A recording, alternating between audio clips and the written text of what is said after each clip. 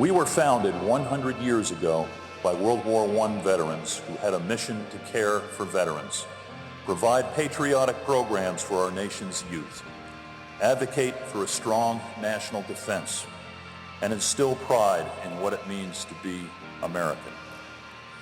The items in our legislative agenda all advance at least one or more of these four pillars.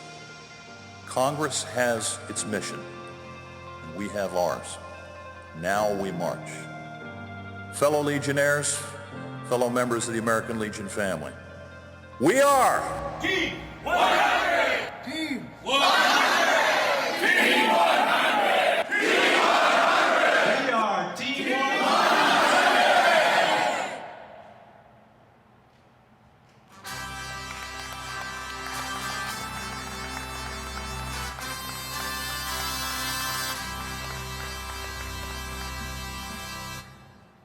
Fellow Legionnaires, Legion family members and friends, history repeats itself.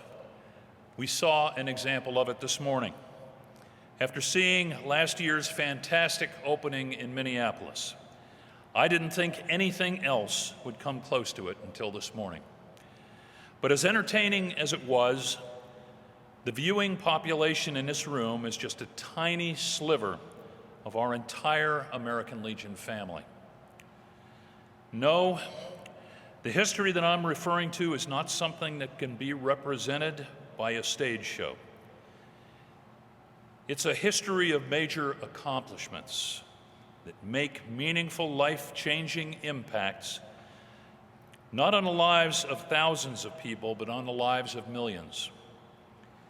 It's a history brought to you in large part by the American Legion.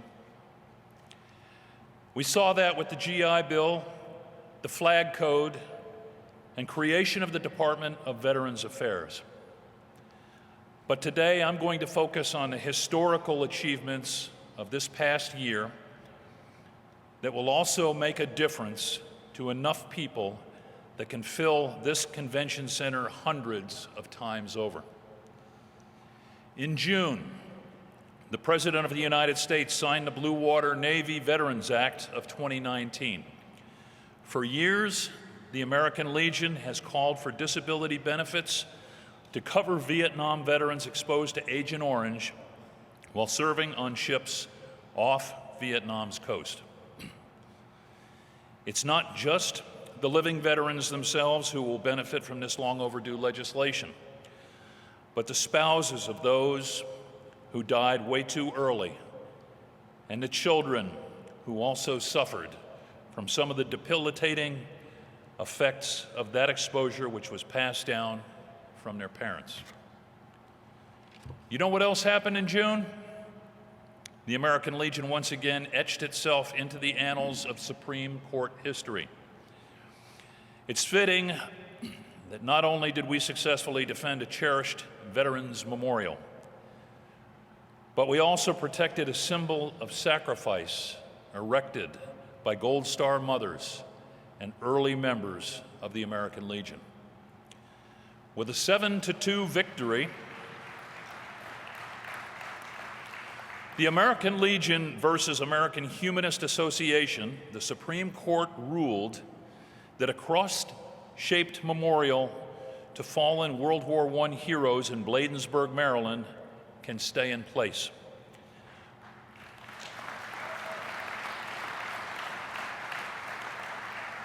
Just as our predecessors paid it forward to ensure that America's future veterans are taken care of, we paid it backward to ensure that they continued to be honored as their families and fellow veterans had intended. Families of fallen and departed veterans can rest assured that crosses, stars of David, Islamic crescents, and other symbols of faith that populate our national cemeteries are now protected from those who have shown little respect for the First Amendment rights of all Americans.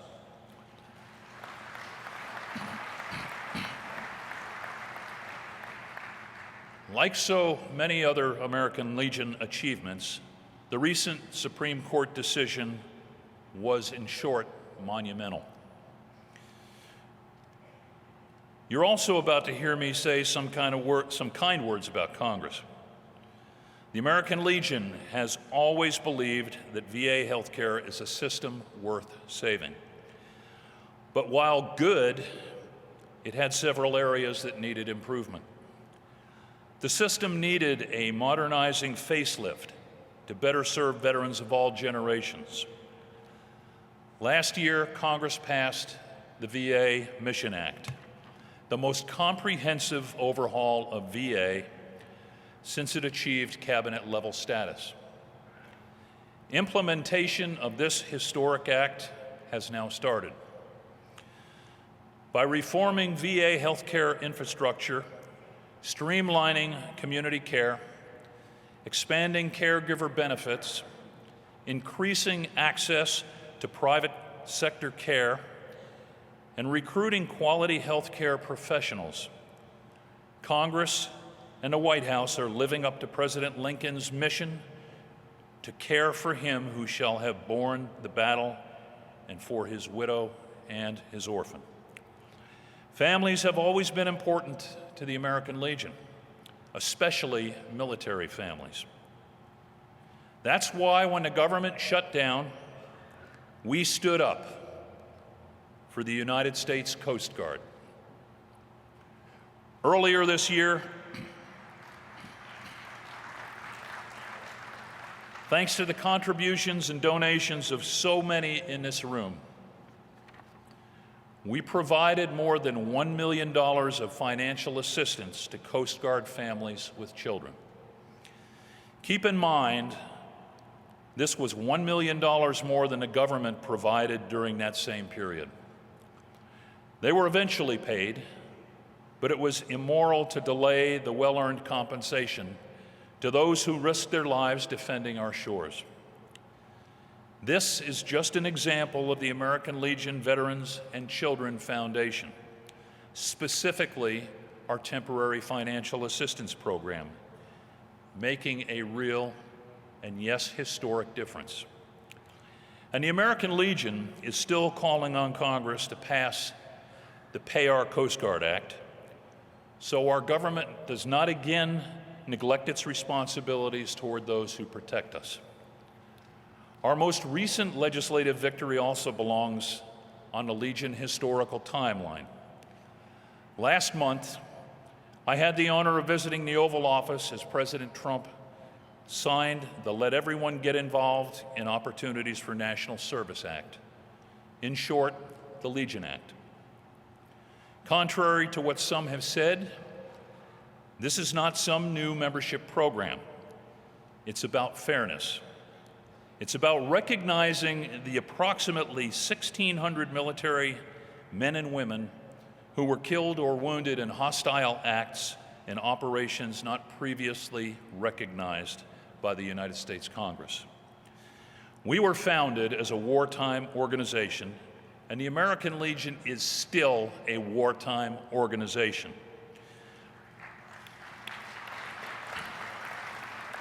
But the simple fact is, whether widely publicized or not, we've been at war in various parts of the world since December 7, 1941. It also doesn't appear to be changing anytime soon. We've always believed a veteran is a veteran. It doesn't matter to us whether you served in New Guinea or in New Jersey. The willingness to put your life on the line is inherent in your willingness to serve. Those who served in what we commonly refer to as the Cold War have earned the right to be called Legionnaires, and their family members have earned the right to join the American Legion Auxiliary and the Sons of the American Legion as well. We know that there are approximately 4.2 million living veterans who before last month were not eligible to join the American Legion. Let's make a special effort to tell them about the Legion Act and welcome them into the best veterans organization in the country. But as great as I believe our American Legion is, that doesn't mean that we can't become even greater. While the Legion Act opens our doors to new members, we still have to ask ourselves, are we being totally inclusive? Veterans of every demographic, need to feel welcome in our American Legion family. It goes without saying that men and women who meet our eligibility requirements need to be welcomed regardless of their ethnicity, religion, and orientation. But are we truly welcoming them? Do they have equal opportunities to advance at the post, district, and national levels? I'm not advocating for a quota system, but we should at least strive to match the same percentages that are seen in the United States military. In the military, you're seeing more women and minorities than ever before advance to senior NCO, field grade, and flag officer positions. We must also root out ageism. Age discrimination runs two ways.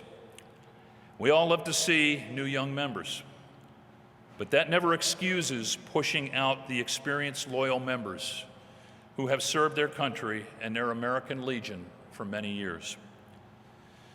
So you have, on one hand, the energy of youth, and on the other, the wisdom of experience. It should never be a binary choice, but rather an unbeatable combination.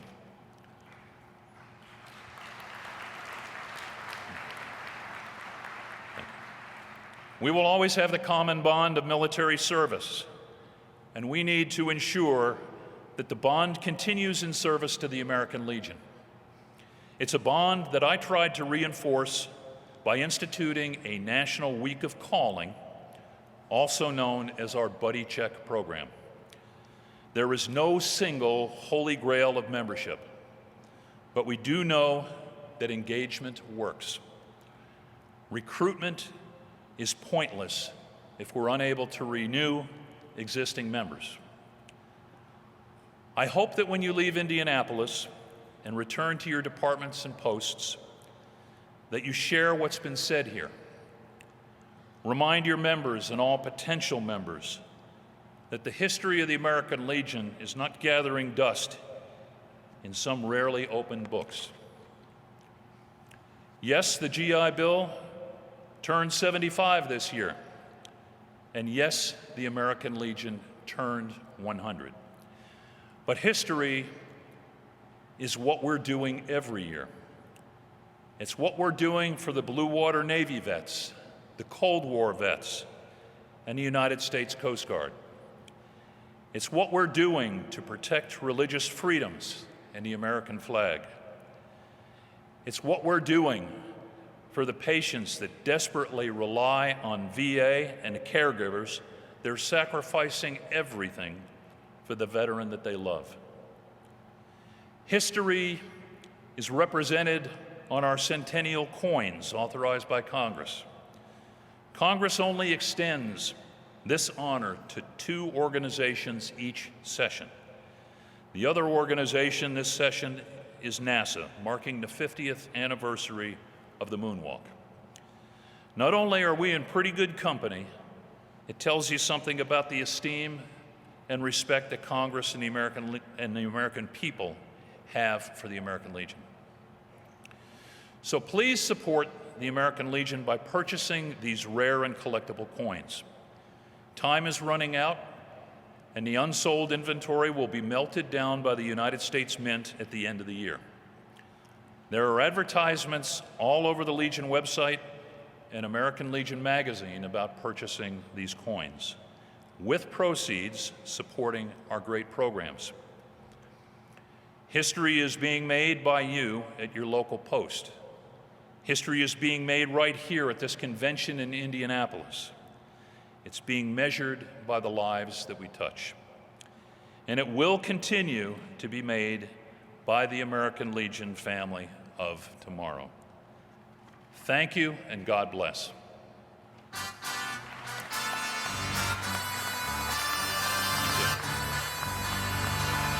Thank you.